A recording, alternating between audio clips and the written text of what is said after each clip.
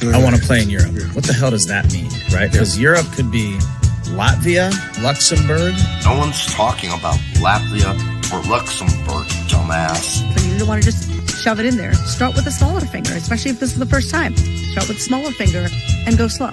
I mean, there's a lot of things that need to change. Honey, eating it is the best thing that you can do for your man. I want people to realize I'm just human. I'm just human, and I make mistakes. So this guy, Derek, wants to know, is putting your tongue in an ass really the thing to do? Yeah, it feels really good. Yeah, just, it's a weird one, I think. And I know you want me to toss your salad too, don't you? All right, on that note. What are you saying, bro? You are. Stop, bro! Stop, bro, help me and stop!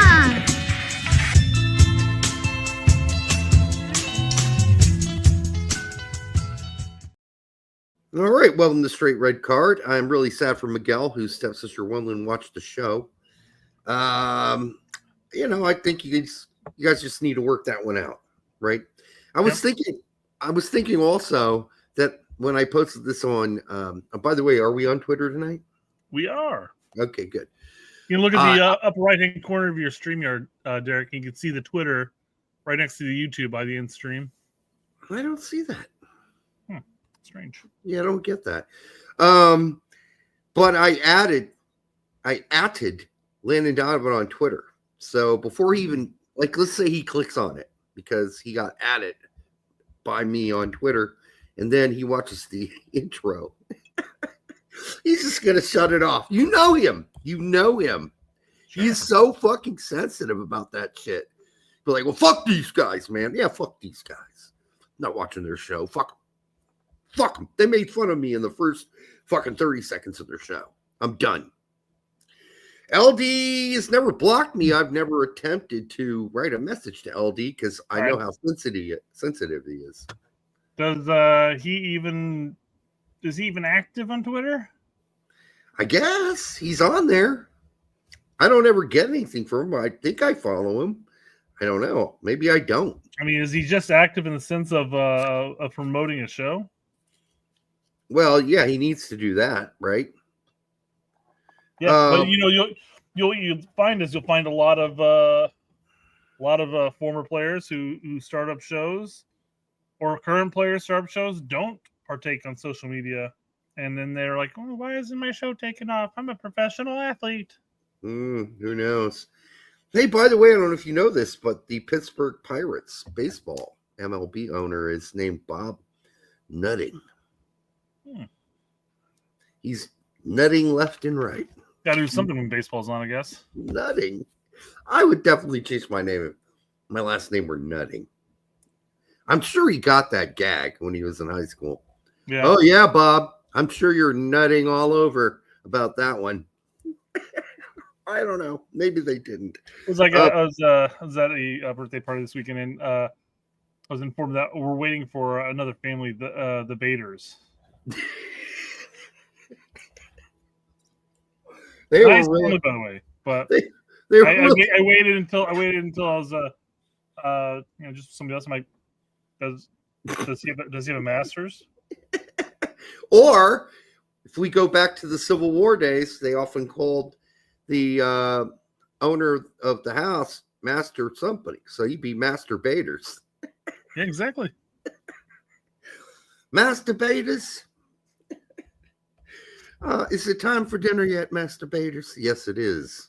All right. Feel festive along with the holiday today, Cinco de Mayo. It's a fake holiday, I was told by all of my friends who are Mexican American. Oh, that's fine. Whatever. It's not even a holiday. It's an excuse to drink, Derek. I don't care. It's like barely a holiday in Mexico, I'm told. I don't know if that's true. That's what they told me. Doesn't matter. I got free tacos from Chuy's today. They were delicious, although they're pretty basic actually. Let me rephrase that. But they were good for free, For what? And, what was it? I got tacos. Tacos from where? Yeah, from Chuy's. There's Chuy's. What's Chuy's? I don't know how well spread out Chuy's are. But there was a Chuy's at exit 210 on 69. So no shit. it's just not even Mex. It's like Tex-Mex almost. You know the crazy thing about Highway 69? Just like the actual sexual position, it's way overrated. There's nothing nice about I-69. Are you kidding me? I know you've driven down or up I-69. Oh, for sure, I've gone up at that. Oh, so boring. No, it's horrible. Yeah, I don't go that way anymore ever. I really don't. I avoid. We're going to go Fort Wayne. Yeah. I avoid it like the plague. Well, that's my exit on 96th Street, right? That takes me straight to Myers if I'm coming home from work. Fuck that. I just go take the Allisonville exit and take a right and onto 96 and go to Myers. I don't even bother taking that road because it's always so congested and fucked up. So that's the Meyer that you hit up? 96th, yeah, Street Myers, yeah. You're not going to go that direction ever because that's Fisher's. That's I used to 96th Street was my stomping ground back in high school. You kidding me? Oh, I'm sure it was. I lived right down. I lived just that was the only form of civilization back in the day. I bet. I love where I live. I got everything in my just 5 minutes away. It's great. Oh, by the way, I was doing some research last night. And, as usual, I'm looking for the best of the best. And I look on the suggested reels, Brett, and it says, here's this for a headline on one of the sites. Girl gangbanged by multiple people. That is what gangbang is. Gangbang by multiple people, you say? By multiple people. You can go with one way or the other. It's either woman gangbang or woman fucked by multiple people. I mean, it's so redundant. Exactly. It's the multiple people thing. The multiple people thing was totally unnecessary. Yeah, no shit, Sherlock. Girl gangbang by multiple people. Look that up, folks. It exists. It's out there. Some asshole. As opposed to a single gangbang.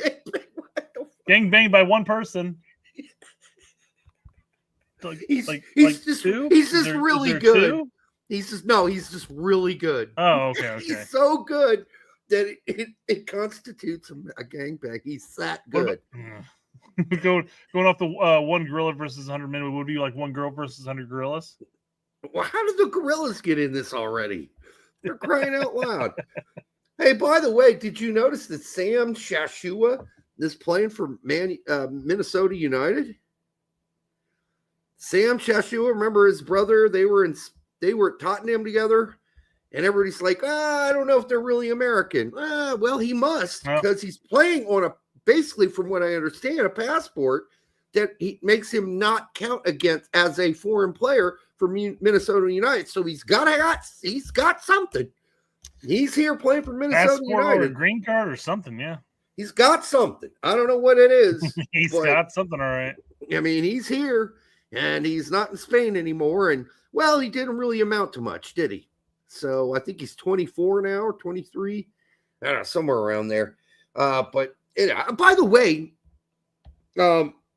Bobby Wood doesn't have a team. He's unemployed.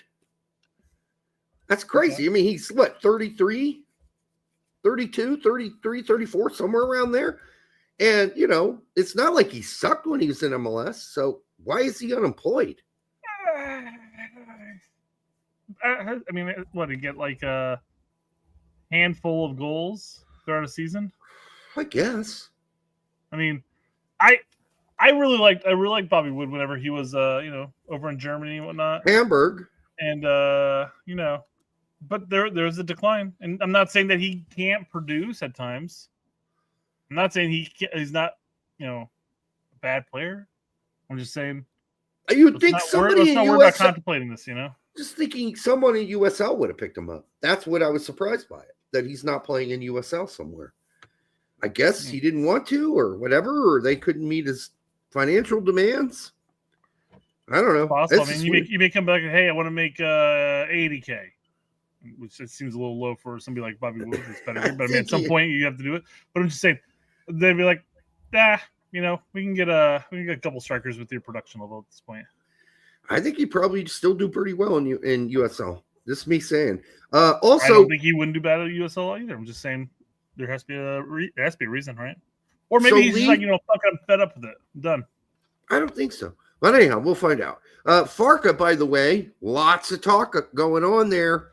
It leads that he's not going to be retained, even though they just won the championship. Lots of talk about him. Nah, he's fine to get us up, but I mean, he only had 1 year with Norwich up there, right? I don't know. Maybe they just think he can't handle the bigger job. I don't know. It's kind of weird. I've heard other things, Derek. I've heard it wasn't necessarily that Leeds were questioning his ability to coach at the EPL level, and more so Farke's dream and aspirations to become a world-class DJ.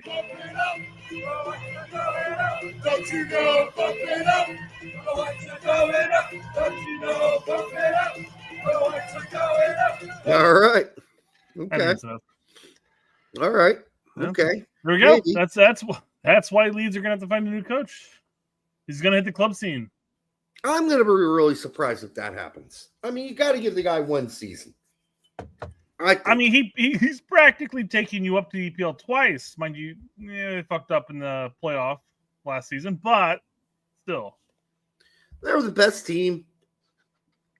I think it was pretty clear by the end of the season. And I don't know, give the guy half a season to show he can keep you up. And if he can't, then get rid of him. But then don't do the multiple manager rotation thing. Please, just pick somebody and stick with them. Call in Jesse Marsh if you need. I'm just kidding. Anyhow, I don't know how long this show's going to be tonight, folks. We're going to cover what we're going to cover. It's not a whole lot out there, but we are going to do Yanks Abroad. It really isn't a lot. Yeah, and I got that pulled up, yeah.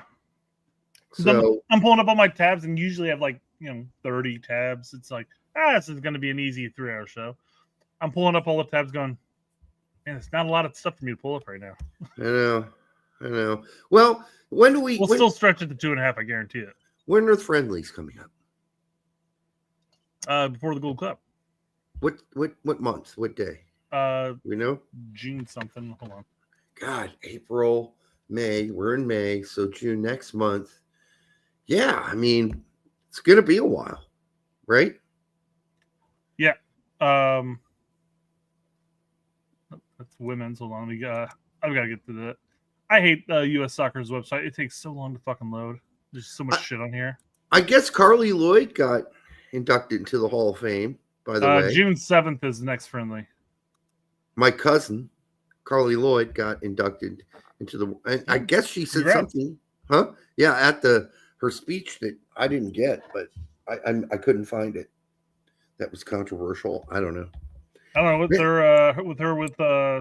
podcasting at times with Hope Solo and saying some things, during the Women's World Cup. Those two are podcasting together? No, they're not podcasting together, but they did do a couple shows, and they caused a bit of hysteria. On whose podcast? I think it's Hope Solo's. Is it Hope Solo that has her own podcast? Okay, I think so. Okay, all right. Again, another one of those ones that just do a podcast but never advertise it anywhere. I've never seen it. Yeah, I've never seen it pop up on my feed or anything. So it is what it is, I suppose. All right, yeah. Well, that's all the bullshit I've got. Or the fluff. We'll see how Landon Donovan takes the intro to the show, but I'll let you take the lead, or the reins, as they say, if we want to use a horse metaphor. Yeah. Oh yeah, this is pretty funny, actually. Yep. Not. I brought up the picture I sent to you of a friend of mine's daughter who's taking horseback riding lessons. She had to do like a study sheet as far as figuring out all the pieces to the saddle and stuff like that. And I sent you a picture. This is handful of months back of a part of the saddle called girth. The girth. Mm-hmm. Yep. And it was hand drawn. And what I can only imagine is it's the part that goes under the horse that has the buckle that buckles it together and whatnot. Yeah. But it kind of looked like a penis. More horses and penises for you.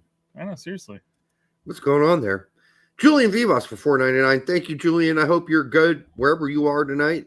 What do you guys think of Tolkien? I think Tolkien's already stood out as one of the best players for Holstein Kiel this season. Yeah, easily. Yep.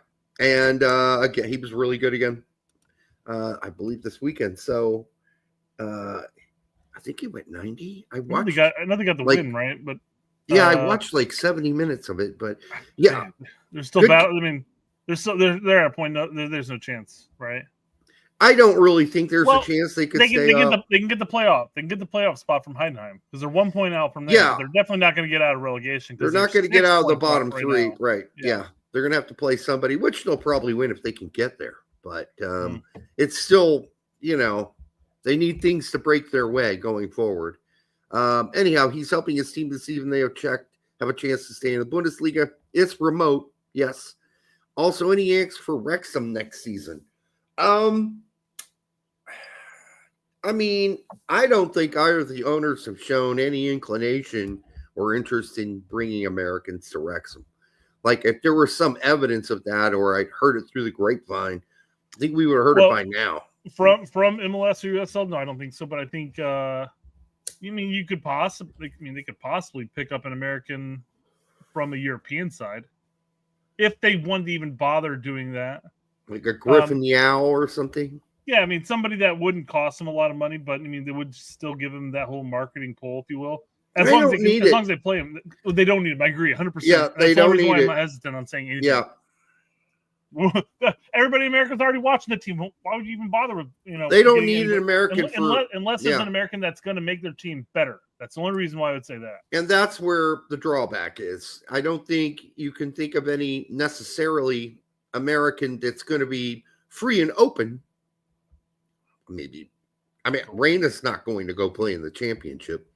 No. So if you're thinking of players who are bound to leave, Musa, he's not going to go play in the championship. Busio, he might be out of Venezia. No, Busio and Venezia have a better shot at staying up than fucking Tolkien at this point. Where are they on the table? They're, I think, 1 point out of being clear. You're right. You're right. When you're right, Derek, you're right. So they got a shot now. They got a legit shot. If they can pull off a win here next weekend, they got a shot of staying up. So Busio and company may stay up, and they're not getting rid of Busio if they stay up. So I don't know who's really free and open for a toss. Wrexham would be like, oh yeah, we got to have that guy. Because by the way, these guys are chumps. Anybody they bring in is going to have to be, that's a guy that's going to help us stay up next year in the championship. So they might be looking at the three teams that just are going to drop out of the championship and go, let's pluck the best player from each of those teams. Just the best player. One. Yeah. Yep. We'll steal each of their best players. That'll be three in positions of need. If that they line up, that'd be great, but might not. So you steal a couple of those, and then, you look at contracts that are coming to an end from other championship teams. Yeah. So, we'll see who they pick. I don't see an outright American who's staring me in the face that says Wrexham all over it. I really don't. So, did you guys see the story about the guy who let himself be bitten by venomous snakes thousands of times? Yes, I did see that. It'll be fully approved in a few years. What? To let yourself, to create the universal anti-venom. Yeah. I haven't heard about this, but the guy just sat there and just took a bunch of bites. Hopefully he survived. Well, he did. All right, he did. I mean, I guess if you have the snake and they shoot you full of venom and stuff like that, you can create that anti-venom for that specific snake right then and there. But a universal one is kind of crazy. Right? Yeah, there's sort of an EpiPen for snake bites, huh? Yeah, I guess so. Aldo Wolf King says, Derek, I know your history buff. What are your thoughts on Gandhi? He was the ultimate masochist. So this happens with a lot of historic figures. there's the real good, and then there's the kind of questionable shit that they did. And I think there's been plenty of talk about his girlfriends and all that stuff, and some of his early life where he said some very critical things about Africans. On the whole, though, I think for what he was trying to accomplish for his people, still pretty amazing. Did he have faults? Yes, he certainly did. And was he a masochist? I mean, starving yourself certainly, but he was doing it, I guess, for certain reasons. I don't know what other masochist things you're talking about, Outer Wolf, but I have to say, of one character I'm only a mild expert on, it would be Gandhi. And I've only read one book about him, and I've watched a bunch of documentaries and his movie, of course, played by Ben What's-His-Face. I don't know. All I know is the name and the deeds of starvation, starving himself and stuff like that. The hunger strike went out. Yeah. Aside from that, I don't know shit about his history. Well, he's often criticized early on when he was in Africa, doing business, of being a racist against Africans. Like, he sent letters home that were really. Are you saying there's racism outside the United States? Of course. There's worse racism. Absolutely. Go to Eastern Europe, my friends. You'll get a big dose of racism. You can't avoid it. Kevin Pollitt, Derek and Brett, have you been to the Raising Cane's down there in Indy? If so, are you all fans? I have not been. Have you? Oddly enough, I have not been, first off. My son, Jack's been saying, I want to go to Raising Cane's. I'm like, well, I mean, it's over there at exit 10. So it's right there by Hamilton Town Center. Yeah. And oddly enough, I worked up the street from it too. Huh. I haven't gone. Is the food that good? Oh, I mean, a lot of people talk about it. They do. I don't know. Ooh, it's overhyped. I love fried chicken, though. If they got great fried chicken, I'm willing to eat that any day of the week. Yeah, I mean, it's. I mean, they got. As far as I know, they got. But they're like packed. Chicken strips, chicken sandwiches, fried chicken. I mean, it's all fried for the most part, as far as I know. But they're often very packed. Sure.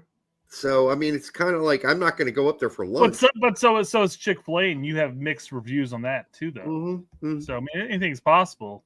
Yeah. I've heard a lot of good things from it, but then again, those could just be people. It's all on social media at that point, so who knows what's real? Right. Spencer Doherty, unless it's coming from us, then it's real. Spencer Doherty says, Derek, you should use your World War II knowledge to explain Switzerland's part in World War II. I mean, just like everybody, they have their issues. They're trying to stay neutral as hell, but yeah, I don't know. I mean, questionable things going on there too. I'm not sure what you mean exactly. Maybe you should give me a little bit more, like, point me in the right direction of where you want to go with that. So I'm not sure. All right, let's move on. Let's play this video real quick. Okay. Trying to explain Major League Soccer. And yeah, I'm going to preface this by saying they talk about a lot of the silliness of it. But yeah. What are you watching? It's the MLS. Oh, nice. They're top of the league. Yeah, they'll win the Supporters' Shield. Supporters' Shield. That's for having the best fans? No, it's for getting the most points. Isn't that just called winning the MLS? No, this is just the Eastern Conference. There's two, East and West. Right, and the two winners play a final. No. In fairness, yes, the two winners of East and West do play a final. But only after the bunch of teams go to the playoffs. Exactly, yeah. The top 9 of each conference go into an 18-team playoff. 14 automatic, 4 wild cards. So whether you finish top or 9th is essentially immaterial. Kinda. Well, I guess you're fighting to avoid relegation at least. It's impossible. You can't get relegated from the MLS.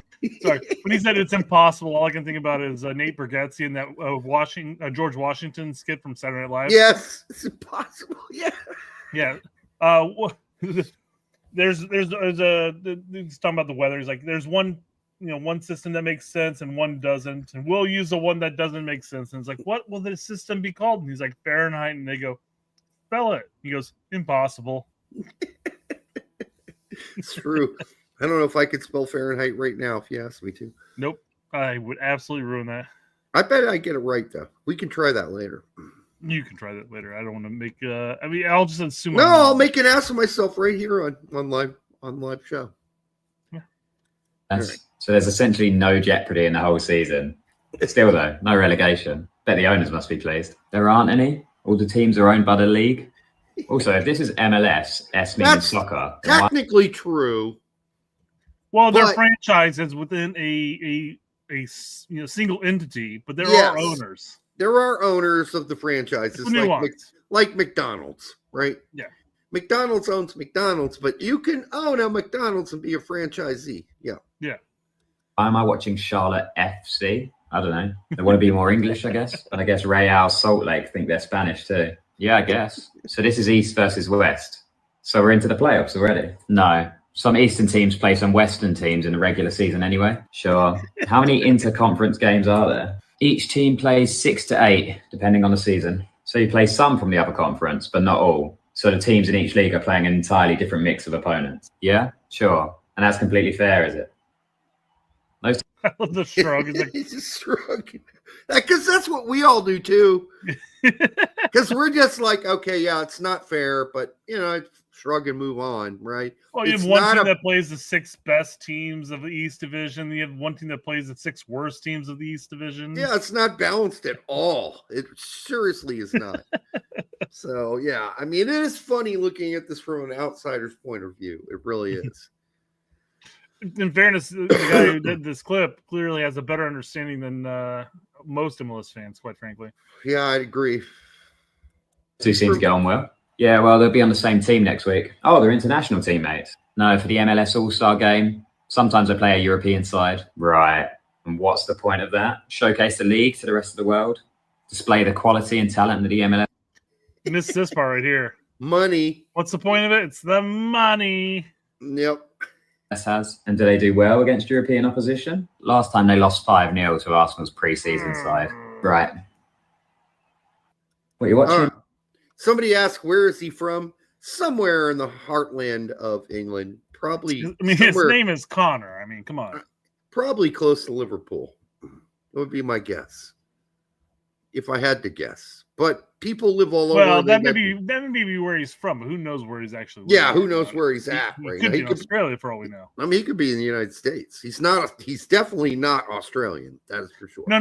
That's not the point. That's not what right. No, I know. I get your point. I'm just saying he may live there. He's from the mainland, but he may live somewhere else. Right. Yeah. Anyhow, I like this little clip. Because it does. If you're from the outside looking in, and you're just getting to know what MLS is, those are kind of things. If you're from the inside looking in, it doesn't matter. Those are more funny talking points you make. It's more funny from the outside because they have their own expectations. That's true. Because even if you're talking to a non-MLS fan here stateside, they at least have the same understanding as the playoff system from all the other sports they've witnessed. Yes, in America. Right. True. That's true. It is a bit different. Yep. By the way, go Pacers. Way to kick the shit out of the Cavs last night. Let's take it all the way this year. Let's do it. All right, what else we got? Ooh, a Goldie oldie here. Do not panic. Do not panic. Cap them now. Cap them now. All right. You can't see that. No, it's for ants. That's way too close. There we go. Yeah, there we go. I love that people use our chant for these things, by the way. Yeah, this is Tony. Thanks, Tony. Probably in the chat somewhere. You rock. Guillermo Ruiz Ortiz was born in Spain, but he grew up in Texas. Okay. Is he an American citizen now? Or does he have an American passport? Just because you grew up in Texas while your parents were working at the university doesn't necessarily mean you have a U.S. passport.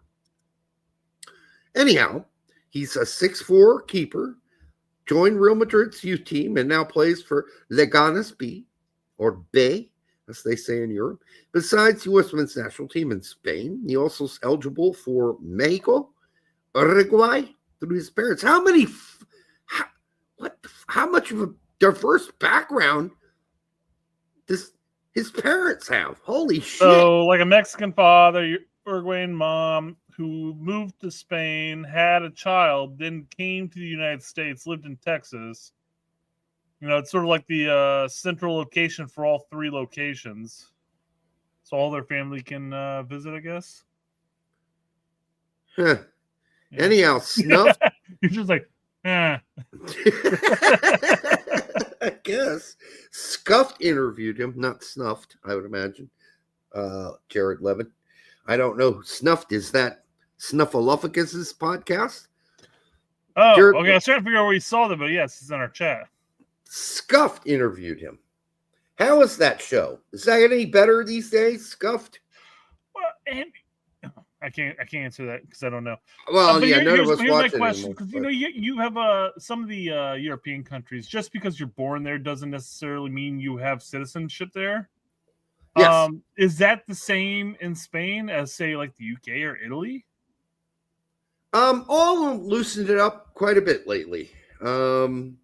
I know in Germany, clearly, if you're born in Germany, you're more likely. I mean, you looking at all the German American players that are there.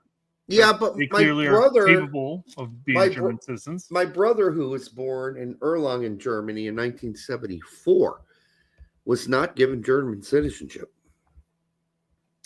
So he would qualify now, but he didn't qualify then. So things are changing all over Europe about now. Could my brother, had he been an exceptional player, gotten a German passport because his mother was German and he was born in Germany? I'm sure if he worked at it, he could figure out a way to do it without a problem. Does it make a difference if it's German moms? Because then again, if that's the case, your brother would have been given citizenship. Not in 1974.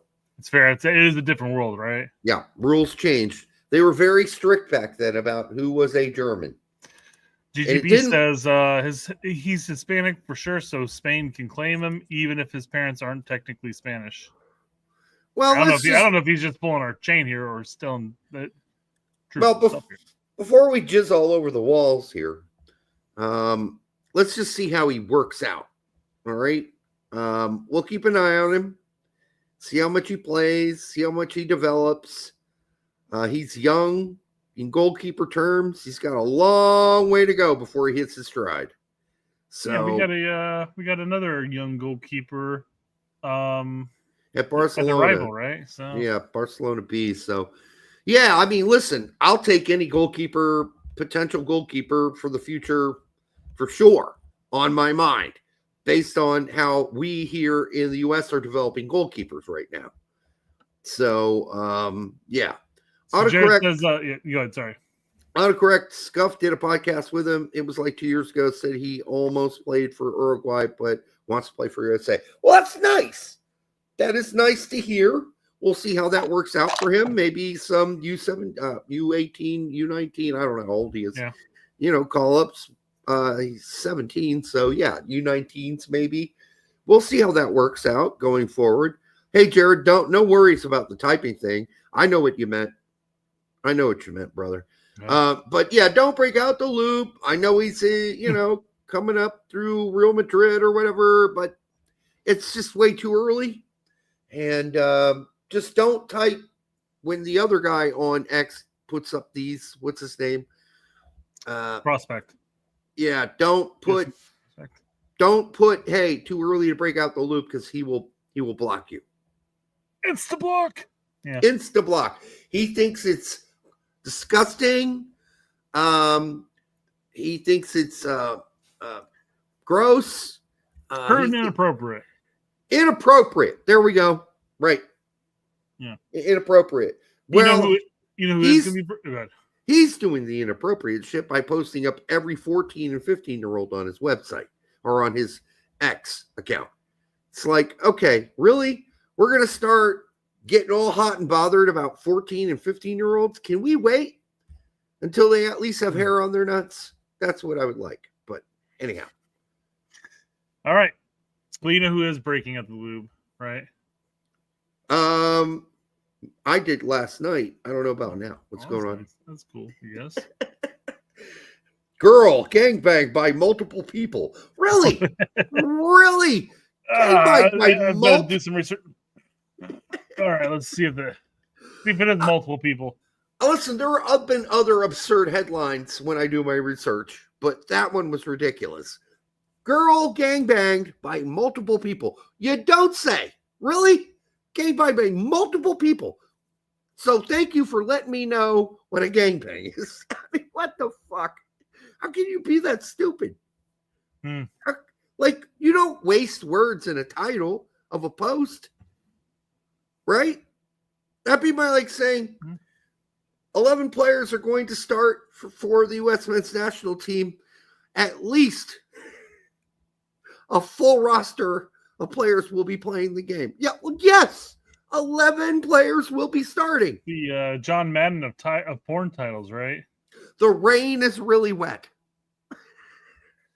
Well, we can get into the description of whether rain is. As you score more points than the opposing team, you'll always win. Somebody was saying the rain's not wet; it just hits you and it feels wet. What? No, it's wet. It's liquid. It's wet. That's the definition of Schrodinger's liquid. rain, right? Everything liquid is both wet and dry at the same time. Now they have different viscosities. Obviously, rain doesn't have as much viscosity as cum or semen, and oil even has more viscosity, or maybe it's similar to semen. I'm not sure, but don't put semen in your car. That's all I'm saying. Don't put semen in your car. Yeah, you can only fit 4 or 5 Navy personnel in there at one time. Yes, exactly. Don't put cum in your car. I'm just trying to stave off the lawsuits, Brett. Well, you said it. Semen's really viscous, so I replaced my oil in my car with my semen, and I thought it would run just fine. You said it's because semen's free and oil is not, so I thought I'd use some semen in my car, and it didn't work, dude. I'm suing you for saying that semen was viscous. Oh no, John, don't. Water isn't wet here. An object is wet when interacting with water. That's because water's wet. That's why it becomes wet when it interacts with it. Otherwise, if water isn't wet, why is it becoming wet when it interacts with water? Well, you become wet when interacting with water. Yeah, but water's wet. Water's water. No, water is wet. It's wet. Water's a liquid. When I drink it, it tastes wet to me. It's interacting with you, though. That's what John is saying right there. Oh, okay. So when a tree falls in a forest, if water interacts with water, is it wet? Yes. Oh, you don't know that. They're equal parts wet, unless the water for some reason is more viscous. They're still going to be wet, but it's the difference of viscosity is what we're talking about here. Viscosity. Yeah. No. Semen thermodynamics is not quite as good. Don't put it in your car. That's ridiculous, Derek. No one can come 8 quarts. It's over time, my friend. Over time. Yeah, Shady Spinach says something is wet when it's saturated with water. Is water saturated with water? No, they're just equal parts unless there is something viscous about the other water. You can put oil in that water. It's then oil and water, and you mix it with water, and oil and water, it's going to have a different interaction. But doesn't water sit on top of oil at that point, or vice versa? Let me phrase that. I mean, it is possible, but yes, they don't tend to mix well. Agreed. But you could put semen in water and stir it, and it will be more viscous. You're saying it's easier to take your medicine, right? I guess so. Well, this is just taking a weird turn, Derek. I'm just saying, water's wet. Ironically, this whole thing started when I asked, who is using lube, and then I pulled it up. Cade Cowell just got married. Where you're assuming all the previous conversations we just had, as far as being wet, semen in your car. It's all making sense now. Here's my only point. It's semantics. If you want to get down to it, it comes down to semantics not semantics, but semantics on whether or not water is wet. It's up to you. You decide. I frankly feel like water's wet, whether it touches me or not. Yeah. It's wet. It's definitely has the potential. It already has inside of it the potential of wetness because it's wet itself. But when it hits you, then you're like, oh yeah, it is wet. It's just the confirmation of its wetness when you get to touch it. All right. Cal's apparently 21 and married. Okay. They got a dog. Nice dog. All right. Little chocolate lab. Who's she? That's his now wife. I know shit, Sherlock. It doesn't specify her name on here. You can't Google and wink. Oh. There we go. Mexican American. I knew it. Yep. Cal baby's coming. Cal / I don't know her last name, but she's Mexican American as well, just like him. Just do some research, Jack. Look it up. I probably won't, but yeah. I'm not that interested. Hey, Cade. Good job, Cade. Congratulations, my friend. Now figure out how to actually produce your team. Actually provide Chivas some actual moments where you're producing an assist or a goal this season. It seems like, you're playing enough. You're playing, scant minutes. I think we have plenty of evidence when U.S. men's national team players go from having a girlfriend to being married. Production level dips. But then when child comes in, production level increases. Yeah. So get busy living or get busy dying. Got to get one bacon in the oven there, my friend. All right, I am now currently pouring another Brett, I bought every last 4-pack of this at Big Red that's near me because I don't want to run out with it anytime soon. Swear to God. 3 Philosophers, the best domestic quad, Belgian quad made in the United States in Cooperstown, New York. It is a 9.5, 0.7 alcohol by volume. It's a blend of quadruple ale and Creek ale with cherries. The cherries are very subtle. You're going to get a lot more chocolate, dark chocolate, plum, raisins. It's delightful. People, if you are not drinking this beer, you can't go get it. This is a delight. Despite being brewed and distributed here in America, it's a domestic beer. The fact that it says Belgian ale, do you think that there'll be a tariff applied to it? Belgian style ale. Oh, fair enough. There you go. Yeah, that's a get around, right? Yep, absolutely. Okay. Okay. It's like fair heaven. Enough. It's like heaven, folks. Because you're like, I bought every single one of them out. I'm like, is he concerned that the price is going to get jacked up here? What's happening? No, I bought 4-packs at $20 a piece, $80 worth of beer. But it's going to last me for I drink 4 a month. So it's going to last me for 4 months. There you right? go. Oh, no, I bring 2 over to my parents are back. So I'm bringing 2 over to my dad every weekend too. So it'll last me 2 months. 2 for your dad. 2 for one the show. For you, 1 for your dad, right? Monday, Thursday, 1 for me, 1 for my dad on Saturday. That's what I was saying. Because you said 2 for your dad, and I was like, oh, he means to say 1 for his dad, 1 for himself. Yep. I get you. 4 a week. Yeah. Damn. All right. What else we got? What else indeed? We have Transfer news, transfer news. Who's getting mounted on transfer news? Who's getting over on transfer news? Transfer news. Everyone loves that transfer news but me. Whatever. All right, enough semen talk. Now we're on to PSV. Man. Right back, Richie Ledesma is set to join Chivas. Oh God, no. This is a rumor that's been around for years now. Yeah, come off it. Now, it's possible he's set to join, but then again, he's playing at PSV. I mean, it's possible Chivas may actually pay him more, obviously, than he's making at PSV. So who knows? True, but he might decide to make that move, and make a more consistent play. I don't know. I don't believe any of this shit. I don't believe any of this.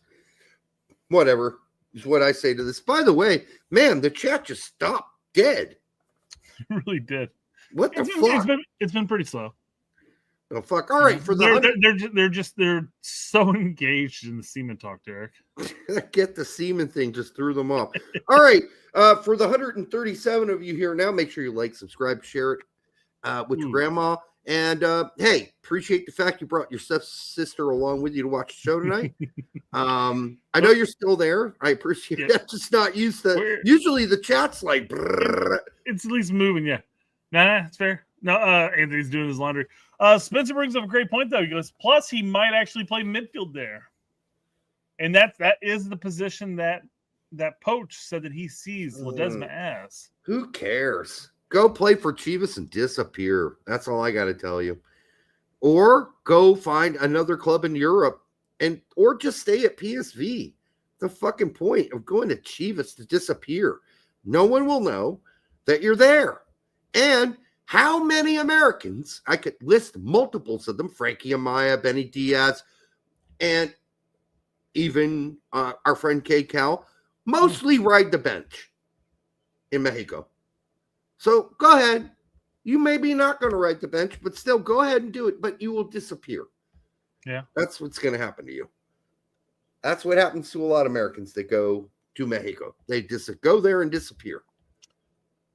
Well, in good news, and I don't have a tab for this. I'm not going to pull it up, but I did remember reading while scrolling through Twitter that Juve and Weston are pretty close to agreeing to a new deal. That'll keep him there through 2028. Hey, it doesn't make that Juve game watching this weekend any less painful to watch. Still painful. This is a rough time of year for me. I can't sit down and watch many games because here's how my weekend went. Jackson had a game at 8:45. Game ended. We went home. I probably could have sat down at that point and watched the game, but I had other things I had to do around the house. Because then Charlie had her game at 2:10. And then I had all the intention of coming home after that. His wife was going to take her to a birthday party. But then she got sick. So then I had to take Charlie after the game to holy guacamole. I didn't get home until like 8 o'clock Saturday night. Fuck in A. And then I had to wake up, go out and coach a game in the rain on Sunday for Jackson. From Jackson's game, we went straight to a birthday party. Holy I didn't get home fuck. until 7 o'clock at night. And I'm just Dude, like, you are just taking it up the ass all weekend. I'm not even talking about the pegging sessions. All I want to do is just sit back, relax, and watch a game or two. Get a good peg. Can't do shit. Sorry. And I told you today when we both jumped on before the show. You're like, hey, what's up? I'm like, hey, this is the first time I've sat down since I've been home today. Yeah. Like, hey, I had to break down. I had to, vacuum seal some turkey. I had to cook down a carcass, which is still sit upstairs. I still gotta strain that shit. I went outside and mowed the lawn. I had to do all the other shit around the house, and then all of a sudden, it's like time to do the show. Let's do the show. Yeah, no, it's the tortures of being a family man. When the wife is out of commission, too. Whew, even worse. Yep. All right. Well, sorry to hear that. Anyhow, Ledesma, do whatever you want. I don't really think it matters. Yeah. But, in better news, to keep, what's going. Sargent's been named the player of the season for Norwich. I wonder how he's going to come out in the awards for the actual league this season, which will be in a month and a half. We'll know that. And see if wasn't he named the championships team of the season or whatever. He was on the team of the season. Him and Signs, I think. Yeah, they were on there. So I wonder. Hold on. GGB says Brett sounds like he wants to abandon his family. Yeah. No, I'm just complaining. that I can't sit down and watch a 2-hour game. What the fuck? It just sounds like that, but Yeah. Green, Great Basin, if you have been a father with 2 kids, as I have and Brett is now, yeah, dude, life is it's just chaotic, racing. I mean, the days go by fast and you have very little time to yourself. So very little time. So congrats to Josh on that one. Yeah. Oh, but he sucks, Brett. Let's keep that in mind. He is horrible, and people are definitely holding against him for not producing for the U.S. men's national team in the one game he got to play coming back since being healthy. And yeah, he's apparently horrible now. He takes idiot pills when he joins the U.S. men's national team. Yeah. Speaking of idiot pills, since this day, Yunus Musa has essentially been glued to the bench, and rightfully so, because, yeah, he played 3 atrocious games in a row. Probably needs a loan to a lesser team. I'm thinking he might now. He won't ever be anything more than a ball carrier. I hope he will be. But right now, that's all he is. But maybe a lower level. He can work on offensive ability. Maybe. But at a lower level, maybe it'll just be easier, but it won't really challenge him. I don't know. Anyhow, he was bad again today. He came on for last 11 minutes. Had a freaking beautiful opportunity in the box. He had a guy one-on-one, and then he stood there. He just fucking stood there for a full second before deciding what he's going to do, and by then it was all shut down. I was like, what are you doing? You got a guy one-on-one inside the box. Make a move. Make him foul you. Get a PK, but make a fucking move. And then he waits for a second, and then he dribbles right into traffic. The fuck is he doing? Again showing in the final third, Musa's got very little instinct. He is an amazing ball carrier. And that can work for our team in many ways to our benefit. So hopefully you can figure out how to use him. But here's what I was about to say about this whole thing, because there's nothing wrong with him being anything more than just a ball carrier. That's great if he is just a ball carrier and he's doing well as being a ball carrier. Yes, and he's got a place. There's all this talk, from some of the other former players talking about the current U squad or U.S. men's national team squad, saying that we have a lot of players who are just role players for their clubs. Role players. They play their role, but they're not game changers, if you will. That's true. And it's true. There's truth behind that. But we don't need 11 players on the pitch that are all game changers. It's the argument of having too many chefs, not enough cooks, if you will. You know what? If Musa just happens to be a cook and he progresses, he helps our team progress and lets the people who are going to game change, I'm fine with that. But even then, the past handful of windows, as far as a cook, he just hasn't been there either. Yeah, playing out wide right too. That hasn't helped him. Yes, I agree. Keep it. But even then, he should be able to know how to dribble and pass and shoot. Regardless of where he's at on the pitch or cross. When he was placed out there, it was all garbo. So. Yeah, and this season's really gone from being like, hey, you're getting a lot of opportunities at AC Milan to going, well, you just blew 3 opportunities in a row. You looked absolute garbage. You were pulled at halftime. Yeah, this is bad. And Musa's another guy, by the way, who needs a little ball sack. He's too nice. He's such a nice guy. I like that about him, but I like nice people, but you're a fucking professional soccer player. Got to grow a pair and be a little nasty out there too. When he first started playing with the U.S. men's national team, he was taking chances, moving the ball up, dribbling people, and creating opportunities, progressing forward. He wasn't creating the goal-scoring chances by any means, but he was at least dribbling 1 or 2, 3 players and then distributing it out, which opened up the pitch. Now it's not even that. No, he's become more conservative as he's gotten older. Way too conservative. Yeah, it's not good.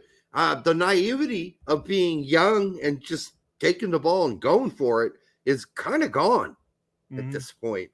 And now, I'm kind of worried about Musa. He's still good. He's still good enough for our team, but really concerned. He'll be serviceable as a depth, I guess, if injuries occur. But at this point, he's not on my starting 11. He's not even in my first couple subs off the bench. No. Spencer Derty says, I've been saying Musa has been playing poorly for some people. Cough, cough, tap Ramos. Think he's a U.S. men's national team starter. No, he's not at this point. I think he's kind of played himself off. But he says, you said still depth, and we could use that. There was still talk. I'm not sure if it was from Eric or from Lawless or from Jimmy and company too, outside of tabbing that situation, that said Musa shouldn't be playing out wide. He should be playing in the middle. Okay, but should he? I mean, there's only so many spots in that middle at this point. Yeah, and they're shrinking if you're playing at CAM. So he's no CAM by any means. No, I'm just saying. Yeah, that only leaves you two holding mids. So unless you're going to play him out wide, which he's shown that's not his thing. He's got early Nagby syndrome. Nagby had the same problem. He was a great carrier of the ball. You couldn't take it off of him. But in the final third, he was junk, right? Absolute junk for the first 6 years of his career, 5. And then something changed with Nagby. And he learned exactly how he could contribute in the final third. He wasn't scoring goals or lighting shit up, but he would be the guy who could, contribute the first pass to the guy who's going to pass it to the next guy who's going to score. But we don't even see that from Musa. Well, honestly. we saw that within the first year or two of his U.S. men's national team existence during qualifying and build up to the World Cup. Yeah. But it's declined at this point. Yeah, it has. Oh, by the way, Fahrenheit. I'm going to try to spell it right now. Fahrenheit.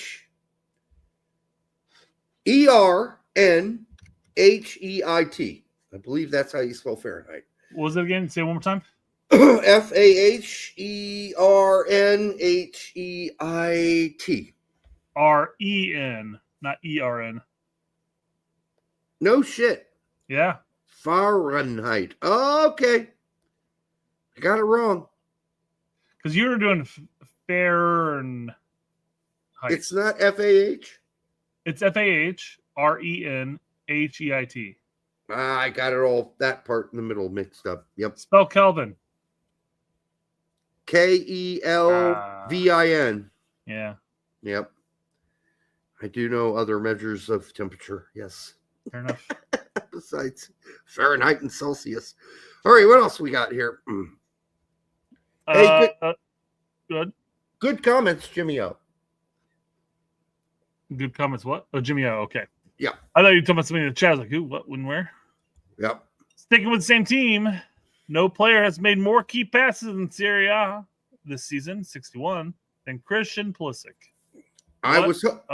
Season. He should be around 69 right now, though.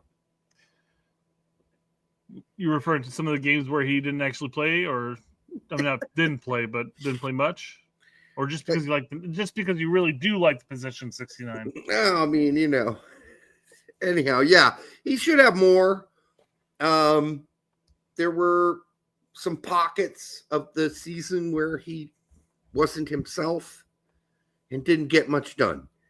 But I do think he could be closer to 70 right now had he not had the slow moments in the season.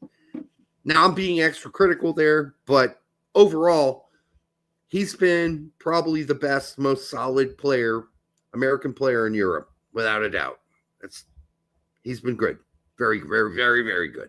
So, I mean, it's a toss-up between, I guess, him and Jedi. But, I mean, obviously, scoring goals and assisting goals and changing the game in that way is always going to skew people's opinions a bit. Jedi had another mediocre game this weekend. But to your point earlier, Pulisic had spells throughout the season where he was mediocre too. Yeah. Or didn't play much. Not because he's mediocre by any means, but maybe because the coach was trying to, shuffle players about. Well, he had that little niggle. Yeah. And so after that. the last window, his Pulisic wasn't playing very well, right? Right. But I think the precipitous drop off of Jedi is concerning right now. So Tony says Jedi has a bad knee. I know. Let's just guess why he sat out last weekend's game, but then let's just sit him for the rest of the season. Then. Well, no, that's would have been my talking point, quite frankly, because that was our talking point last show. Yeah, I mean, Fulham's obviously looking at this point to shop Jedi because his contract's coming up, and he's been on 2 solid seasons in a row. I mean, he's been more than 2, but 2 in the EPL. Yeah. So, I mean, just bench him the rest of the season. Wait till the summer season, the silly season, and sell his ass. Yeah, I mean, they're going to sell him. Point is how much they're going to make if this guy gets busted up in one of these last fucking meaningless games. Yeah. They're meaningless at this point. For Fulham, it's meaningless, yes. Yeah, so just bench him for the rest of the game. No, we talked about last show. We talked about how they were only a couple of points away from Europa. Are they still? Let's look that up real quick. I think they're stuck in conference. And fuck the Conference League. Nobody should even want to play in that. Like if my team, if I were a manager and they said, "Oh, you qualify for Conference League," they're 10 points out of Europa, of Europa. Yeah, they're done. So I would just say, okay, I don't want a Conference League, so I'm telling my owners to just say, "We'll pass. Go pick somebody else because we don't want to play that." That's what I would do. Yeah. Because I don't know how much money is even in that Conference League. I mean, if you're going to make lots of money from the games, I guess go ahead and play them. But, I mean, what a meaningless third-tier fucking trophy. What a bullshit fucking tournament. I mean, when was it? I can't even remember the year the Conference League was created. What a useless. I don't know anybody who's ever won it because why would I follow it? That's what I always say, Brett. Nobody knows nobody can tell you who won the Conference League 5 years ago, 3 years ago, or 2 years ago, unless it was their team. Because no one fucking cares. It's a mindless, useless, third-tier trophy, European trophy. Bullshit tournament. And I wouldn't want to play it if I were a manager because it's just extra games and more work for my players when my main concern is keeping my team competitive in my league. Now I got to go fucking, get on a plane to Bratislava to play some fucking bullshit team in some bullshit fucking tournament that no one cares about except for the 2 teams playing it. Ping, you can love your Conference League all you want, but let's look at it in reality for the players right now. The players are overworked. They're playing too many games a season. Why are we adding a third tier?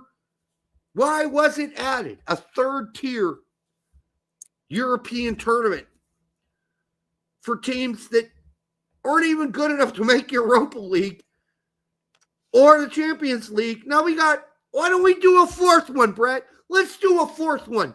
Let's call it the Little Titty Conference tournament. The recently relegated conference. This is for the teams that finish 11th and 12th and 13th in your league. They get to go play the Little Titty tournament. All right, and they get a little titty trophy. I mean, at what point do we say enough's enough? Let's give these players a break. There's no point in having my players risk injury in a third-tier fucking European tournament. The itty-bitty titty tourney. Yes, I like it, Tax Brazilian. B. Mercer, stop complaining about the Conference League. Hey, I mean... Never.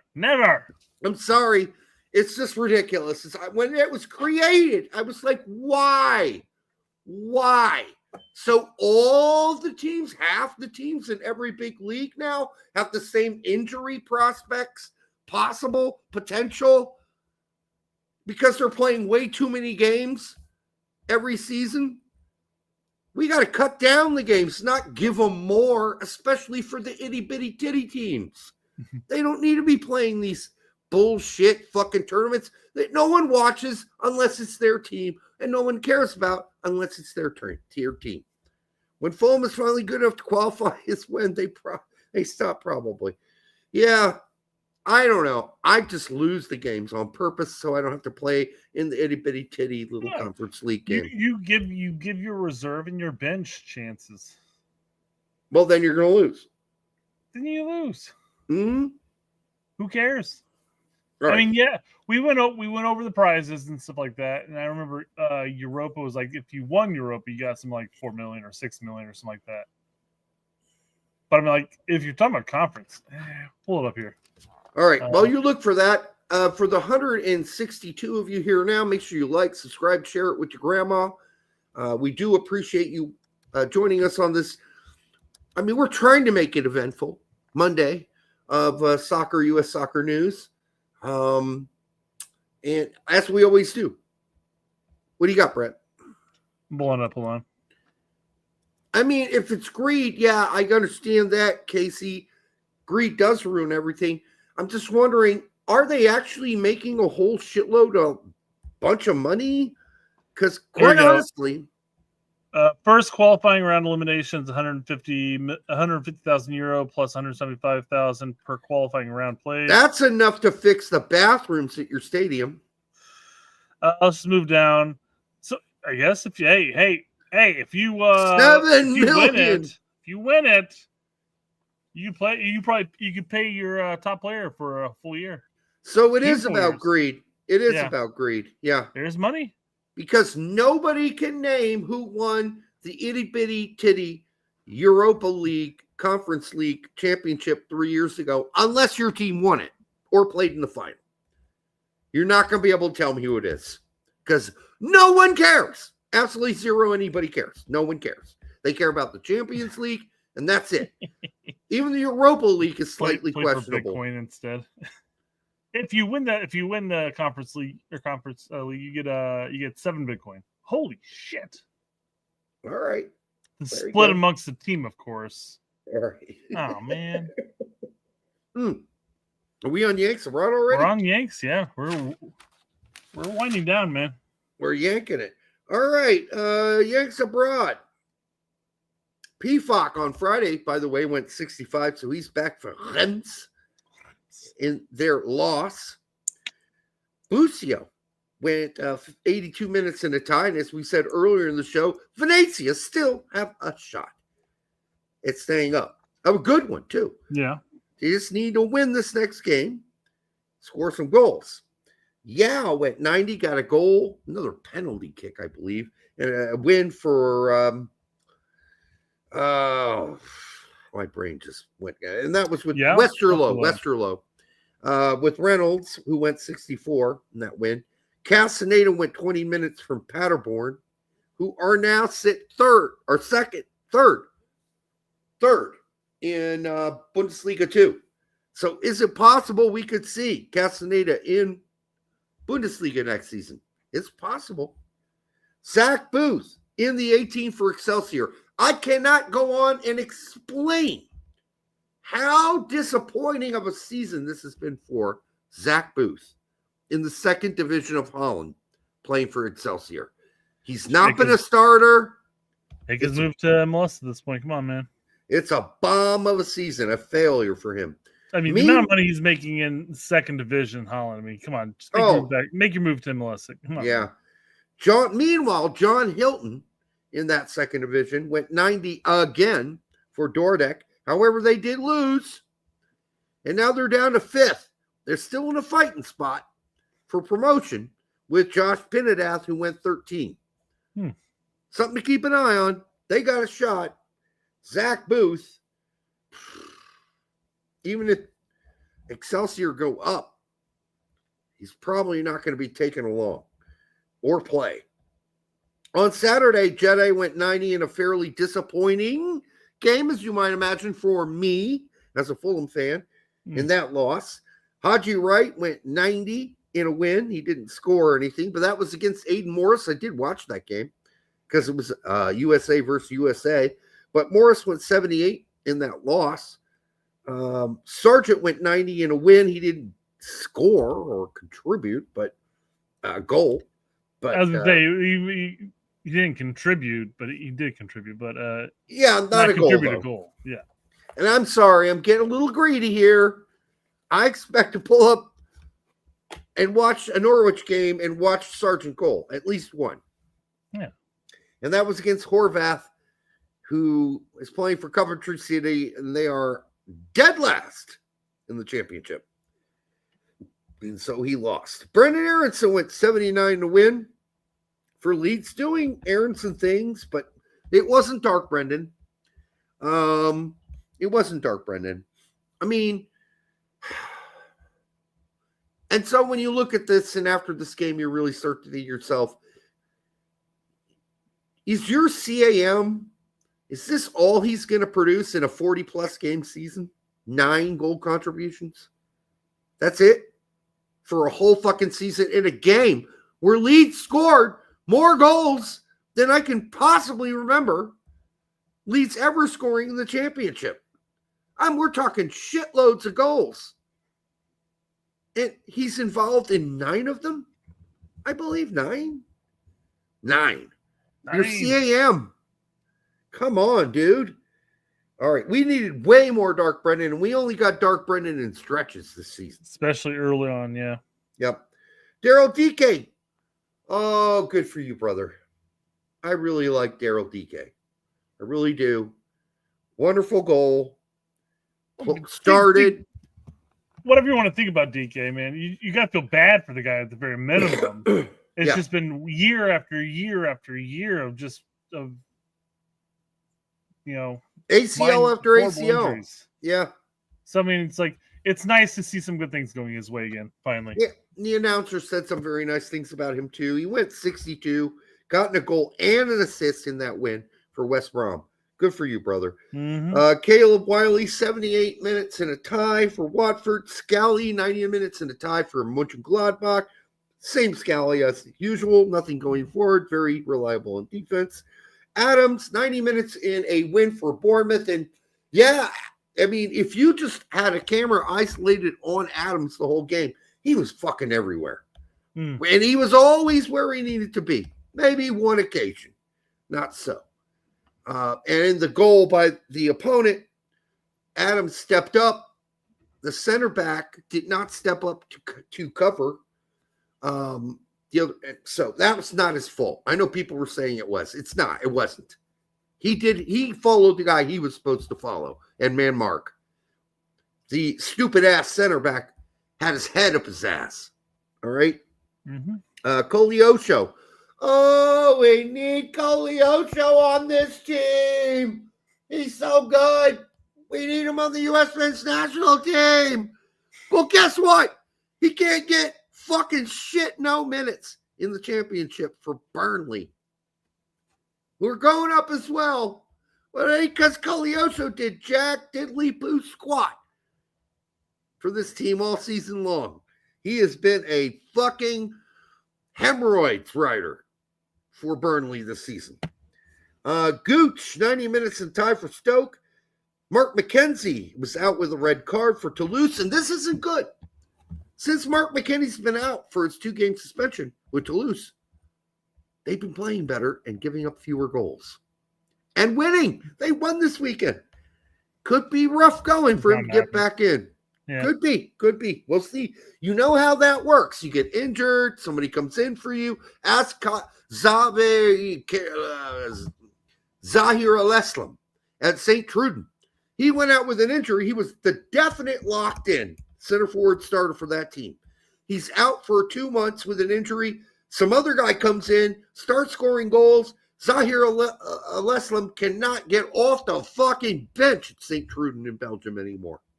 So, hey, you're out for red card, you're out for injury, somebody comes in and plays really good, you might lose your spot. That's how that works. Henri Chase is still injured. So is James Sands, so nothing to report there. Gio Reyna in the 18. And then after his great performance late last game, doesn't even get to sniff the nutsack of the game. That seems to be the MO at Dortmund. Quite frankly, They don't. They're like, you don't get to sniff the nutsack. You don't get to toss the salad. You don't even get on the pitch. You don't get to spread the legs. Nothing. You are sitting on the bench. Don't care how you played and how good you were for 17 minutes last game. I think at that point, Dortmund's sitting there coasting for the last couple games here, going that way they can go into negotiations and say, hey, look how good he was in that last game. Maybe, but boy, he could have. They could make a better argument for themselves. Really. Mm-hmm. Also, Dest, 14 minutes. So back. I mean, if I'm PSV at this point, it's like, there's nothing to gain here. Just let him ride out the rest of the season and get more healthy. But they played him for 14 minutes. I believe he came in for Ledesma. And Pepe still injured. Tillman went 89. And again, another player like Sargent, when I watch the game, and I'm going to watch for 89, 90 minutes, Tillman, you better be involved in one of the 4 goals. So I'm telling you, or 3 goals, or whatever it was, you got to score or provide an assist. That's what I'm looking for. He didn't play bad, but that's what I'm looking for. Goals, assists, contributions. I know I'm getting a little greedy here, but Bello, 90 minutes for Lask. Quincy Butler, that was against him. And Tyrol, they beat Tyrol. Butler went 56. Johan Gomez, 12 minutes in a tie game for Braunschweiger, right? And they sit 15th out of 18 teams just above the fucking relegation line. They are holding on for dear life into Bundesliga. Johan Gomez and Braunschweiger. And all the liverwurst. Downs with 61 relatively unproductive minutes for Kern or Cologne. Conrad. Man, that guy's going to be great. He's going to be the best. He's fucking the bomb. Barcelona, baby. Well, unfortunately, Conrad was just in the 18 for Lausanne, and he didn't play. Oh, another weird one where the player clearly has the abilities, but nothing comes from it. Missing something else. The magic sauce. Tessman, whole 2 minutes in that loss for Lyon. Yeah, that wasn't good. But you know what? When he doesn't play, they lose. You can't put him in for the last 2 minutes.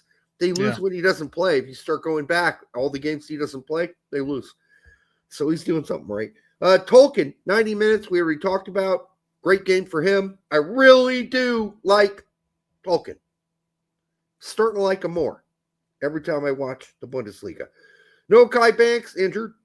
That was against No Kai Banks. And they lost. Augsburg did. You're like, No Kai Banks injured. That was against No Kai Banks. No. No Kai himself and got injured? Shit. No Kai Banks injured. That was Augsburg against John Tolkien, I should say. There you go. There we go. Nathaniel Brown, 85 minutes in that tie for Frankfurt. Timothy Chandler did not dress. Is Timothy Chandler going to be on Frankfurt next season? Here's my guess. No, he's not. He's going somewhere else, probably to Bundesliga, if he doesn't retire. And if I was Timmy Chandler in the situation where you've been kind of coasting and not really getting any playing time for like the past 2-3 seasons here, he should have been working on some coaching licenses and saying, hey, bros, guys, I've been here for like my entire career. Can I get a coaching gig at the youth level? The thing about Timothy Chandler is he's a chucklehead. He's a prankster. He's funny dude. He's kind of a clown. So he's great for team chemistry, but he played 2 games all season? It's been in 2 games. I only remember the one, but then again, I wasn't following that closely. I think it was 2 total. That was against Leonard Maloney, by the way, in that tie. And Leonard Maloney, as you might have guessed by now, doesn't play for Mainz because they're a rather offensive team that does not play a destroyer at center midfielder. So he's not playing. And he needs to rethink where he's at and where he's gone.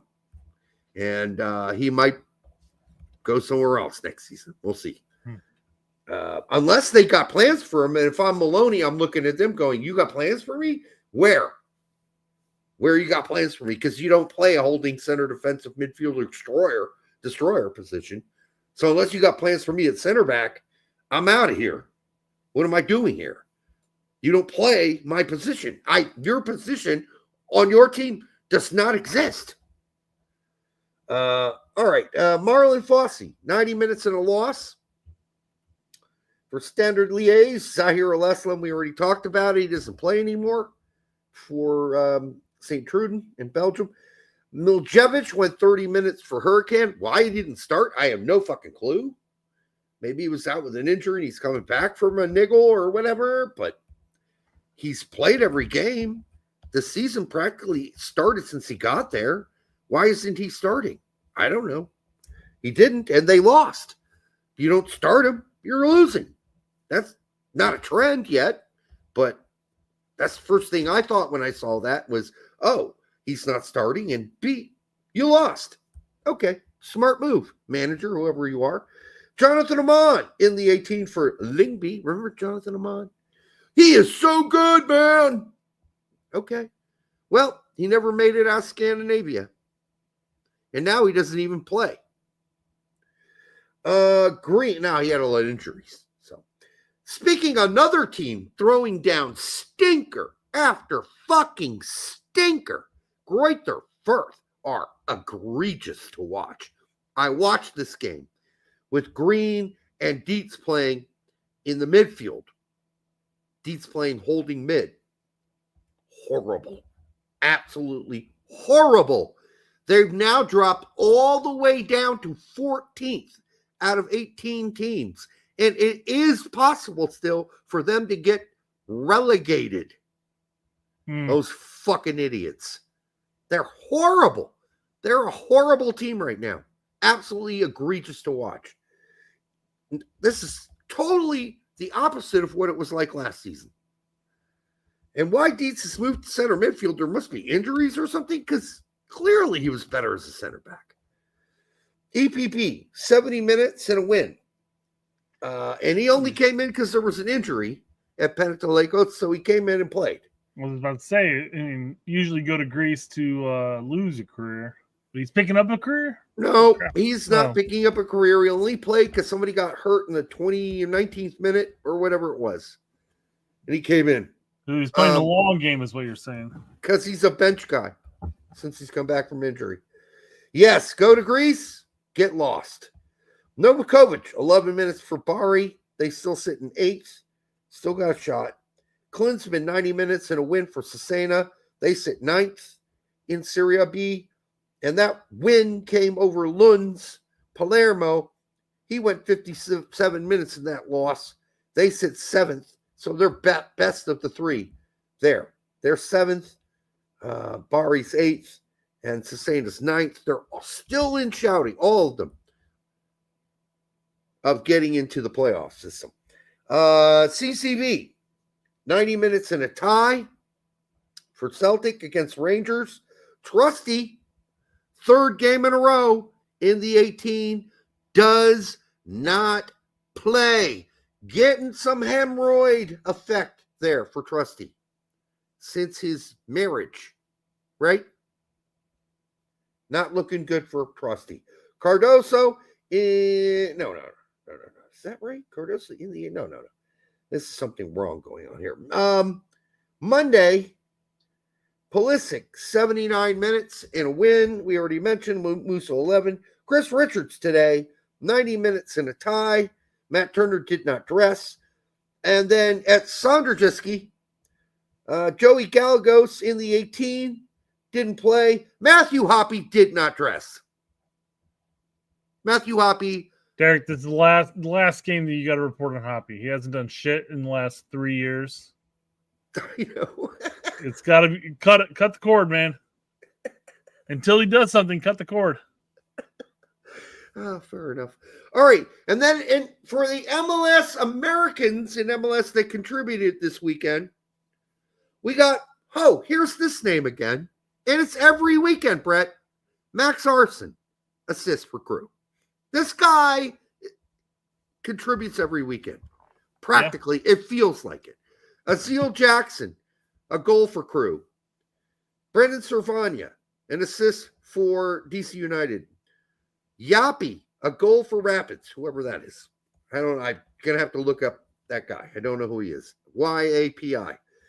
Indiana Vasilov, former, where was he at again? Not West Ham, because that was legit. Aston Villa. He got a goal for Philadelphia.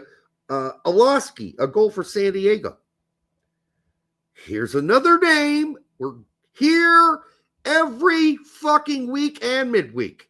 Sebastian Berhalter with another assist for Vancouver. This guy couldn't be more fucking on fire if he was sitting on top of a fucking ongoing volcanic eruption.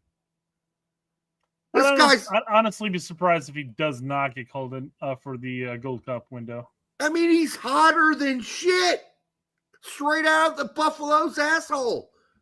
Onto the ground where it's steamy. Even though it's a 70-degree day, that shit's still steaming because it's hotter than what's going on in the atmosphere. That is fucking Sebastian Berhalter right now. He's a steaming pile of, great shit. Good shit. Some good shit going on there. I enjoy, by the way, I watch Vancouver on purpose every weekend now. Not just because of Berhalter, because they're fun to watch. Because I'm not getting any entertainment watching the Galaxy. And I'm watching that shit, and it's a fucking pain. So if I want to watch something that's actually entertaining, I got to watch Vancouver. And I'm kind of getting into it. Good for you, Sebastian. Mm-hmm. Blackman, a goal for Vancouver as well. Diego Luna, a goal for RSL. There's another guy we've mentioned multiple times this season. DeJuan Jones, double assist for San Jose. Good for you, Bruce Arena, and bringing your guys to the team. I didn't realize DeJuan Jones went to San Jose. Yeah, Bruce Arena plucking some revs to bring to San Jose. Yeah. I knew he pulled Noel Buck. I didn't realize he pulled DeJuan Jones. I don't see any Noel Buck on this list, though. Well, that's fair. But good for Jones. Musovsky, a goal for Seattle. Lennon, an assist for Atlanta. And Daniel fucking Lovitz. This is not the first time he's shown up on this list. Another goal for Nashville. He had assists early in the season. So, Spencer Doherty, shootout to LA, losing to a team that took 0 shots on them. Yeah. Shout out, by the way. Shout out. What did I say? Shootout? You said shootout. Yeah, shout out. My eyes are failing me to LA. Yeah.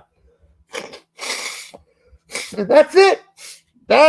The Yanks Abroad report. The Yanks Abroad report. Real quick. Okay. DeJuan Jones is with San Jose, right?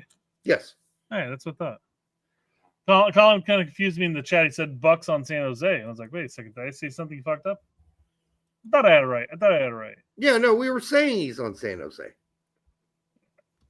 I thought I fucked up. That's what I'm saying.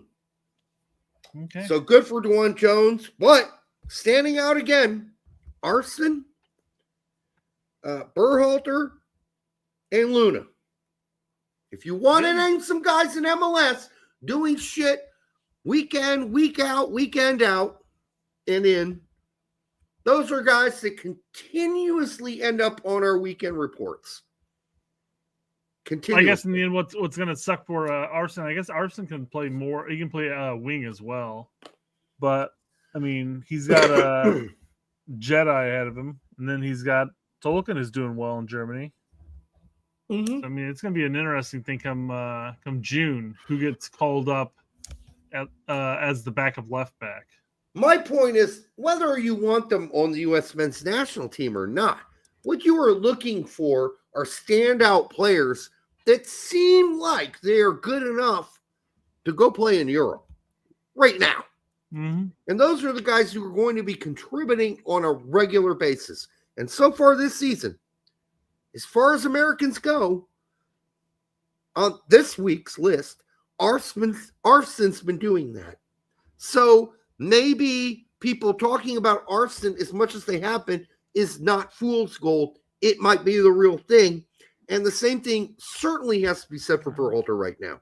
And we already talked about Luna enough, so I'm not going back to that. But the fact is, what Berhalter is doing right now for Vancouver, and for Vancouver to also be far and away, I think, the best team in MLS. It's not even, I think, an argument.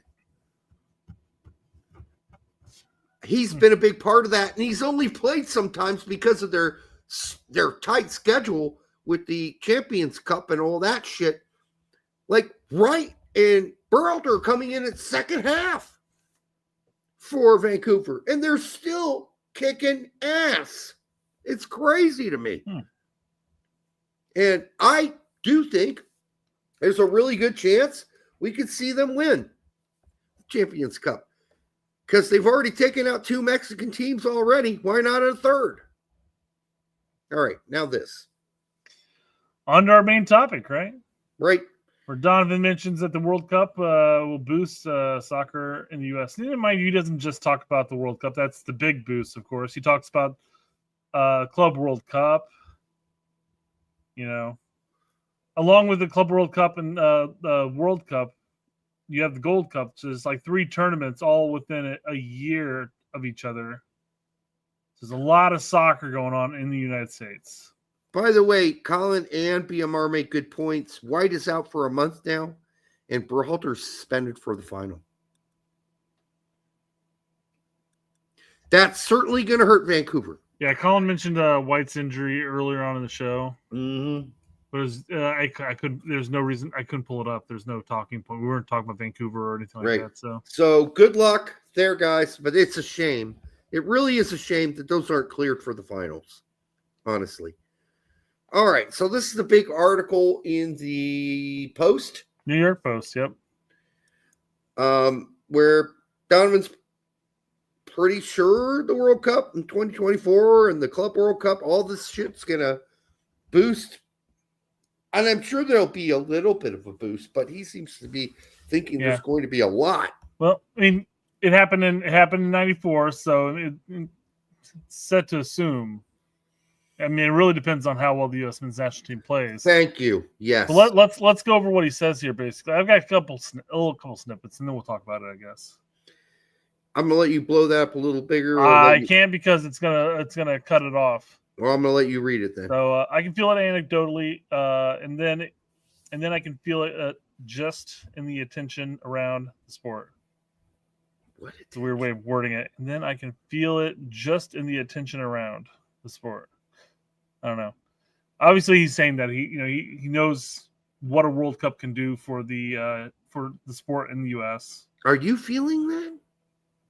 I don't feel it, no. And quite frankly, I don't feel it from Donovan, quite frankly. I don't feel it for Donovan. I don't feel it on Twitter. I don't feel it anywhere I go. Mm-hmm. I'm not feeling any buildup. I talk to people, they're like, didn't even know we have a World Cup coming up. But it goes on. The expanded Club World Cup will bring top teams from across the globe together to the best on best tournament, which will include Inter Miami and Seattle Sounders from MLS. Oh, break out the lube. Really? We get to see how teams that most people in the U.S. don't follow compete with the best of the world, I guess. They're going to lose. All right, go ahead. But the biggest facilitator will be the World Cup taking place next year and how far the U.S. men's national team can go in the global tournament. Well, if they don't go far, there's going to be no boost at all. It'll be just fucking depressing. And then we might not have a show because no one's going to watch it. Seriously, they're going to be possible, fuck the U.S. men's national team. Fuck that team. Yeah. That's how bad it could get. We'll be the diehards that sit there with 60 people on a show, live stream watching us, waiting for the U.S. to rebound when Matisse Albert comes on to the scene and rocks. Yep. Right? Yeah. By the way, for the 170 you hear now, We do appreciate you showing up. I know 100%. there's not a lot to talk about tonight, but we're going to cover this because I don't think the marketing's been very good so far for the World Cup or the Club World Cup. Like, I'm not seeing commercials. I'm not seeing, like, the Club World Cup is coming up fast. Very fast. Where are the fucking commercials for this? I wonder if they look at the Club World Cup and they think that it's just going to sell itself. I mean, you have, top teams from all the countries, major countries around the world, or major leagues around the world. And one would just imagine that you could just plop Man City down somewhere. I don't know if Man City's there or not, but plop Man City down somewhere, and then all of a sudden the stadium will sell out.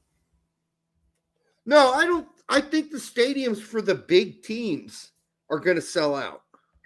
I really do, for the big ones. Yeah.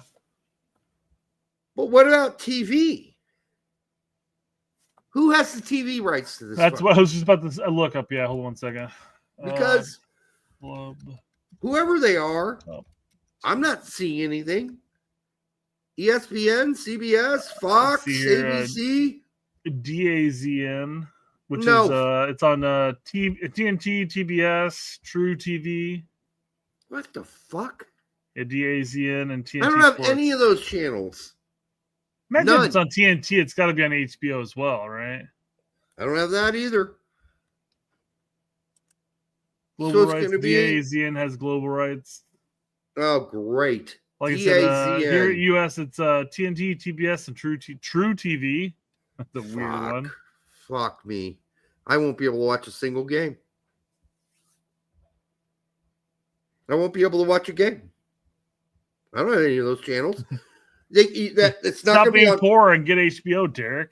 Fuck HBO in the asshole. I've already got Peacock I'm paying for, Paramount Plus, ESPN Plus. So it's not going to be a Fox Plus. Fuck this shit, or whatever the Fox extra channel is that I paid for. Fuck all this jackass. Colin's saying that it's Fox, but I didn't see it was Fox. Colin, I hope you're right, brother. I hope you're right. This is irritating. How many more channels do I need to buy? All of them, Derek, all of them. That's apparently where we're headed. And wherever this DAZN thing is, who are they? I know they do a bunch of pay-per-view bullshit. Somebody mentioned there was a Saudi group. Who knows? Yeah, so I type in Club World Cup TV rights USA, and it says in the USA, FIFA World Cup, FIFA Club World Cup will be broadcasted by TNT Sports with TNT, TBS, and True TV, airing 24 of the 63 matches. A lot of matches aren't even going to be on primetime TVs. Did you say NBC? No. No major channels covering this. Just Turner's got it. I wonder if HBO is going to have it, though. Just itty-bitty titty channels that you get on the side when you're cable package. TNT, TBS. Seriously? Well, I guess that leaves the Gold Cup to watch instead. Yeah, that's where I'm going to be. That's where I'm going to be. Oh, man. I'm sorry. These fucking idiots cannot continue to do this. Where they're sucking us. Like, I couldn't even watch the Pacers in the playoffs outside of the first game, which was on ESPN. And then I had to go Bally Sports if I wanted. I had to fucking subscribe to either the NBA Network or Bally Sports to watch the rest. Fuck you. Suck my dick. I'm not fucking doing it. I already have 1 trillion fucking channels. They can't be on one of those channels? Fuck you. That's all I got to say. I'm sick of this. I'm not buying any more packages. No more shit. Suck my dick. Not doing it. Sell the high seas. Sail the high seas. Yeah. Yar, you just got to be like your boy Ferreira. I'm not going to be watching the Club World Cup, apparently. Ho. It's not going to do it. So if those are where the TV rights for the Club World Cup is, I'd say they're going to have filled stadiums and nobody watching it on TV. And then we get to the World Cup. And if we shit out early, it's not going to do anything. And you can't expect Inter Miami and Seattle to do anything in the Club World Cup. Okay, so you're not building much there. I don't think this makes a blip of a fucking difference going forward. It's not boosting anything unless the U.S. men's national team can get to a quarterfinal or a semifinal. I just don't see how this boosts dick. I don't, Brett.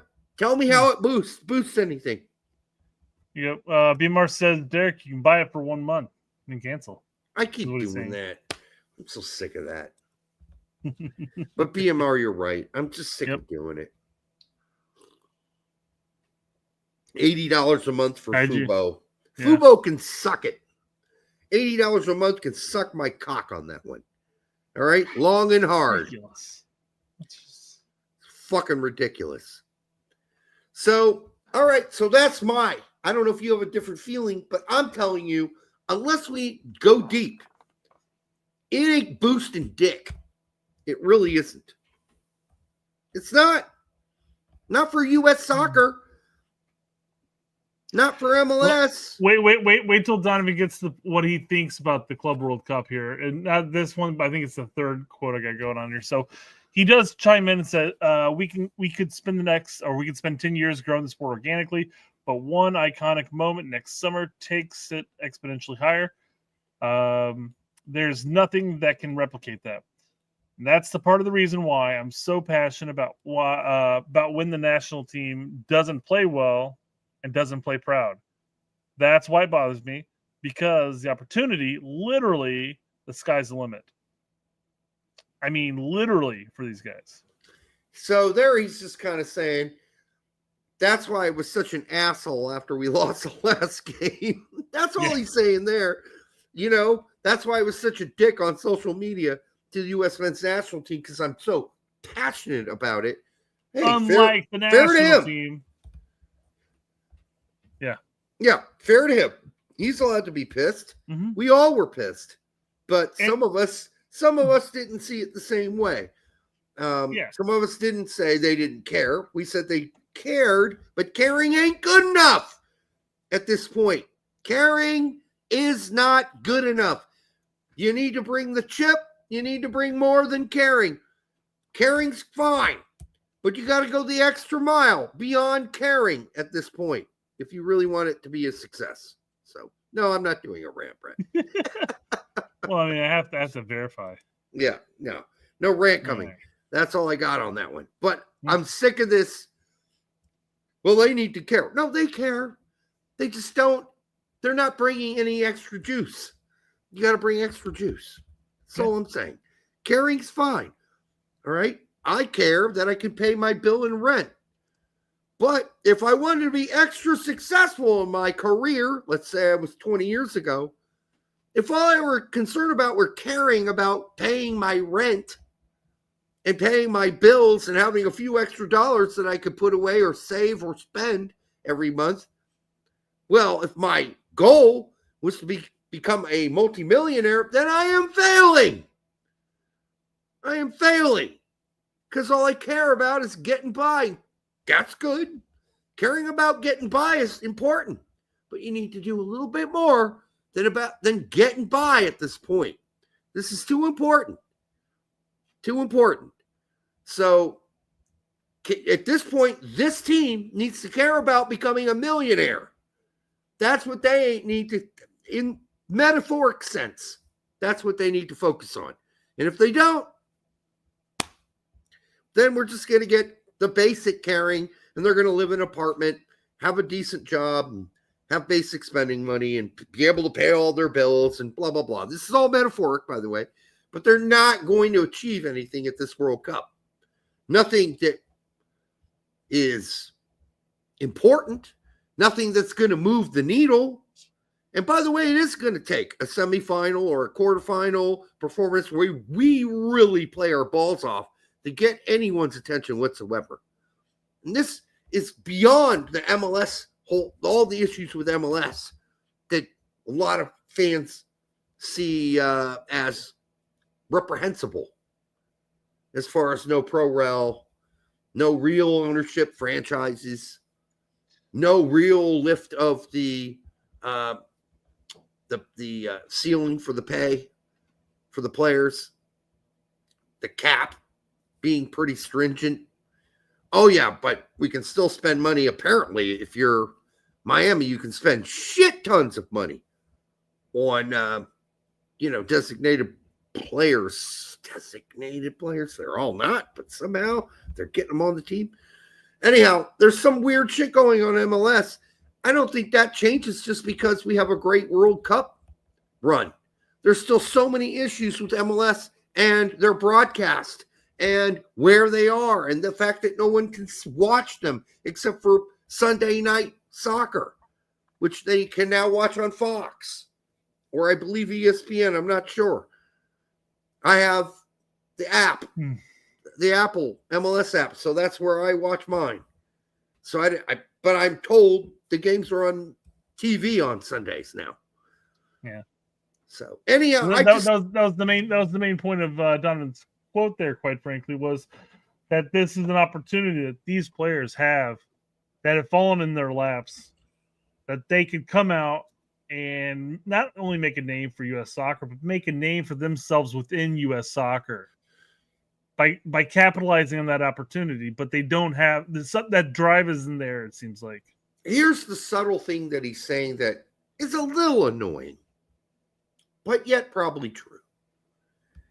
The fact that he's saying it's all fallen in their laps, not totally true. They earned their careers in Europe. They worked hard. But this is a lot of pressure. Let's be real honest. It's a lot of fucking pressure coming up in this World Cup for them to do something big. Can they handle that? I don't know. What tells you they can handle that?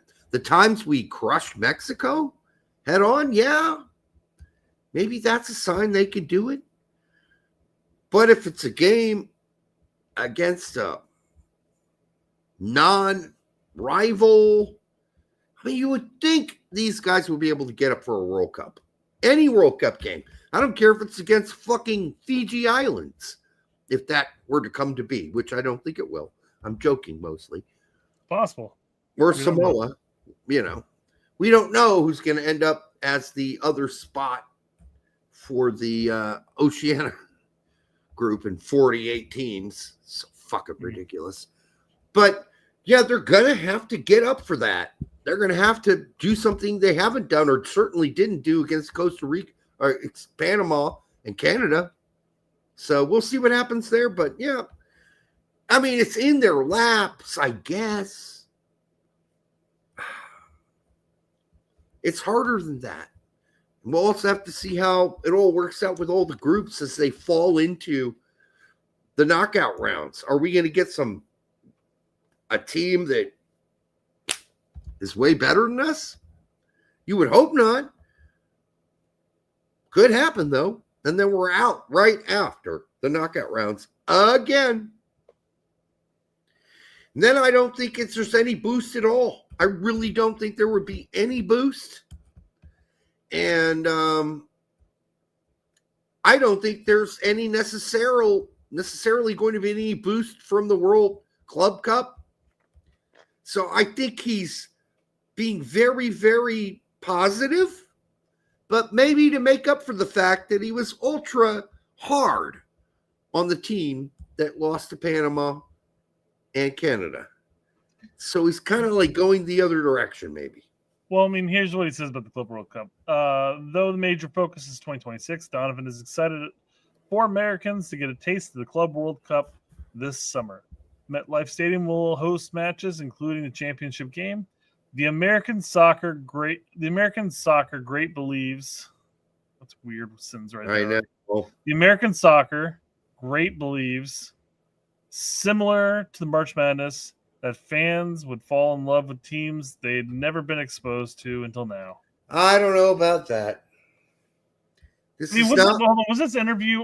Was this article that was written up for the Post? Was this run through a Google Translate or something like that? It seems that way. It's horribly written. Lord. It's horribly written. It's robotic as fuck. Degrees. And yet the robotic part of it goes on for paragraphs with only intermittent quotes from Donovan. You're like, who wrote this? The American soccer great believes. What? Okay, I got it. I got it now. Donovan believes. That just threw me for a fucking loop, though. No, it's just a weird way to phrase that. Yeah. The former American soccer great believes maybe would have helped the sentence. Yeah. Or the lead him before the comma. But boy, it's almost like he had the author had a quota for a number of characters put in this article in order to hit some price tag of what he's earning on it. Similar to the American soccer great believes. Yeah, believes. Similar to March Madness? I don't think we're going to get anywhere near March Madness with this first Club World Cup, especially with everybody denigrating and shitting all over it. And everybody knows it's a fucking money grab by FIFA. Well, here's they're going to fall in love with teams they've never been exposed to until now. How many people are going to be like, oh, dude, that team from Morocco really gets my juices flowing?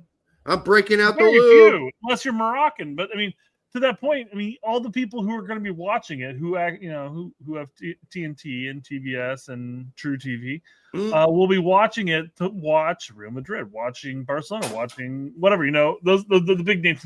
I don't know which teams are all there. Yeah, teams that they already like already. Yeah. And if they were on major channels, then others will watch it too.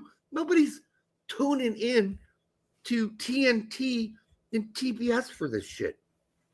Or True TV, whatever the fuck that I can't believe True TV is even an option there, right? The other two I understand, because at least they have other sports. They have basketball, they have baseball, golf. All those things are on those channels. But hockey's on there too. But I'm just saying, why True TV? It's so odd that the bids must have been all fucked up because or NBC, ABC, ESPN, Fox, they didn't think it was that big of a deal and didn't go in to bid for it. Turner came out throwing the money about. Oh, yeah, I don't think so. I don't think they threw that much money. I think more than their opposition, at least. No, I don't think the opposition even threw any money. I don't believe the ESPN, Fox, ABC, CBS, I don't believe any of them even wanted the tournament. Nobody wanted the tourney. Took forever to get any takers. There you go. True TV still, I guess. Yeah. Yeah. So there you go, folks. I got the cable like 8 to 10 years ago, so I have no idea what channels are still there. Some of us. Derek's got cable, but then doesn't have TNT somehow. No, I don't. Or TBS for that matter. No. That's like basic cable shit too, man. No, I got the sports package, and I don't get either of those. It's weird. Yep. Thank you, Xfinity. All I'm going to say is they're making it sound in this article like Donovan is totally busting out the lube. And I'm not sure. It sounds like by the quotes, maybe he is. And I guess he's trying to promote it, and that's fine. But honestly, I'm not breaking out any lube for either of these tournaments being a massive boost for American soccer. While I would love it if that were true, there are too many things up in the air. One, the Club World Cup being on minuscule micro penis channels. And number two, we don't know how good we're going to be at the World Cup. We could be jackasses and be out real quick, and nobody then will care at a lick about U.S. soccer, MLS, or domestic leagues or anything else. So there we go. That's my opinion. And that's all we got tonight. Sticking to it. Yes. Anyhow, that's all we got tonight. And it was fun being here with you. We'll be back on Thursday, maybe. I don't know. Probably. I mean, there's something to talk about. We'll see what topics come out, yeah. Because right now, if you want to drop a load, you got to eat some food. And right now, there's not a lot of food to eat in the U.S. soccer world. So all we're going to come at you with is some flatulence. Not good. We got to have some shit to talk about. We love you guys, but something's got to happen in this sport. Like a report coming out about Nathaniel Brown. Wouldn't you want to hear a report that Poach just met with Nathaniel Brown in Frankfurt this weekend after the game? Had dinner with him? Wouldn't that be fucking cool if we got a report like that? Yeah. There'd be something to fucking talk about. But there isn't. End of season journalism awards. To whom? So far, I can't think of anybody who in the mainstream media who deserves any award whatsoever. A lot of bad reporting. Honestly, the best reporting has come from independent folks. Maybe not just us, but others. At least we broke a couple fucking stories already this year. Maybe there'll be more to come. I don't see anything being broken or anything amazing being done in American soccer sports journalism, honestly. And that's fucking sad. And yeah, there's probably not a lot to write about, but then ask some fucking questions and there might be something to write about. Hey, have you called Nathaniel Brown? Have you talked to him? Are you interested? Have you sniffed his asshole to find out what his farts smell like? At least, let's find out what his farts smell like, just so we have some idea where he's at and where he wants to go. No begging. You don't have to toss a salad. Just get a whiff. That's all. That's all we're asking here. Derek, cheer up and give us hope. There is hope. We could do something great. It's possible. Let's watch the friendlies and the Gold Cup coming up. And maybe I'll break out some lube after those games are done and go, I have hope. There is promise. I see the light on the horizon. Down the tunnel. Till then, right now, I'm in a little bit of cynical mode. Okay? All right. We love you. We'll be back soon. Give your stepsister a bit wet kiss from us. Assuming she lets you watch. By now she is. And we'll be back on Thursday, we think. We should be. Until then, I know. Good night. Mwah.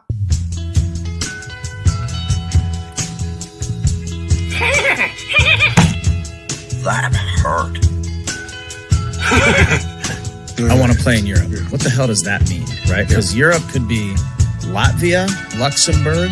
No one's talking about Latvia or Luxembourg, dumbass. So you don't want to just shove it in there. Start with the smaller finger, especially if this is the first time. Start with the smaller finger and go slow. I mean, there's a lot of things that need to change. Honey, eating it is the best thing that you can do for your man. I want people to realize I'm just human. I'm just human, and I make mistakes. So this guy, Derek, wants to know, is putting your tongue in an ass really the thing to do? Yeah, it feels really good. Yeah, just it's a weird one, I think. And I know you want me to toss your salad too, don't you? All right, on that note.